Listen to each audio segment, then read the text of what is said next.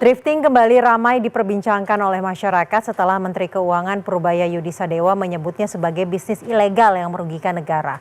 Namun sebenarnya mengapa banyak anak muda yang hobi melakukan thrifting dan bagaimana tren ini dimulai?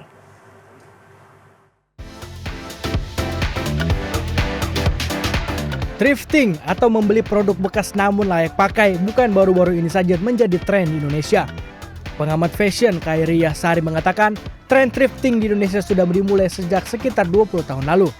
Pusat-pusat baju bekas impor di Indonesia bermunculan seperti Pasar Senen di Jakarta, Pasar Gede Bage di Bandung, dan Pasar Kelitikan di Yogyakarta. Influen atau pengaruh ini datang dari masyarakat Amerika dan Eropa yang terbiasa membeli barang vintage meskipun bekas pakai. Secara culture, orang Amerika, Eropa itu mereka tidak malu atau tidak enggan untuk membeli sesuatu yang bekas. Biasanya itu dimulai dari barang antik ya. Karena mereka suka membeli barang antik, terus mereka suka ke flea market untuk membeli furniture antik. Nah, begitu pula dengan baju. Namun demikian tadi bungkiri hadirnya sosial media membuat tren thrifting kini semakin digandrungi anak muda. Barang-barang impor bekas pakai dianggap lebih terjangkau. Masyarakat bisa mendapatkan pakaian bermerek dengan harga jauh lebih murah. Selain itu, sebagai kolektor, memilih thrifting untuk berburu item fashion seperti baju, sepatu, dan aksesoris yang unik dan vintage.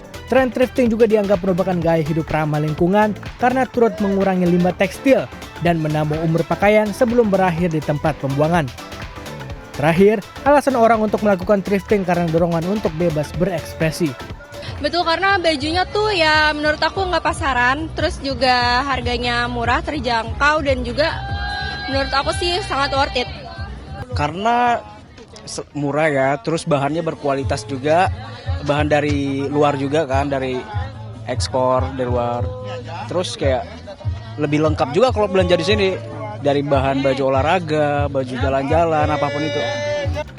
Tren thrifting ini membuka ceruk ekonomi bagi para pemilik lapak-lapak di Pasar Senen Blok 3 Jakarta. Salah satunya Lisbeth yang baru menjadi pedagang pakaian thrift setahun lalu. Pakaian bekas impor berupa blus, kaos, dan celana yang ia dapatkan umumnya berasal dari Cina, Jepang, atau Thailand. Ia harus menyortir dan mencuci semua pakaian sebelum menjualnya.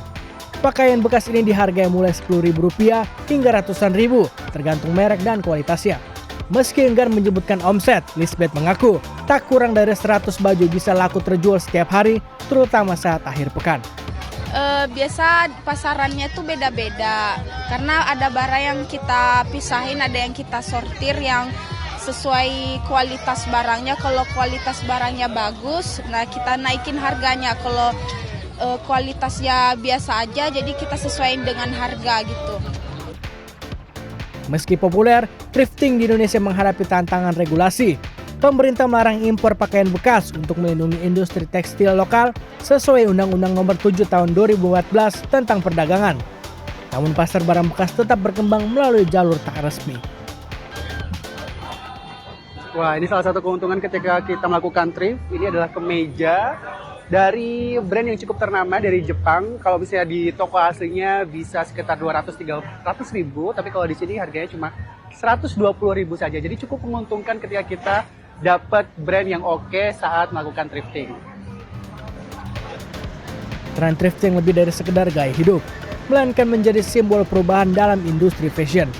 Dengan memadukan nilai keberlanjutan dan kreativitas, thrifting terus berkembang menjadi gerakan anak muda yang stylish dan bertanggung jawab terhadap lingkungan. Satrio Adi, Fordanto Bimantoro, Jakarta.